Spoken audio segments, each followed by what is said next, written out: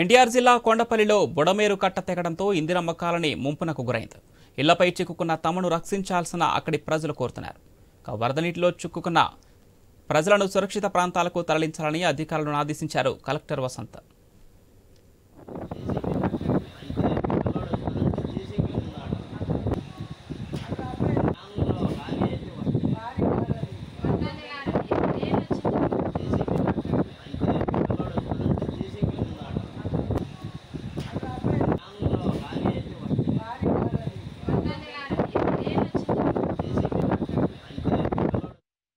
ఎన్టీఆర్ జిల్లా కొండపల్లిలో బుడమేరు కట్ట తెగడంతో ఇందిరమ్మ కాలనీ ముంపుకు గురైంది.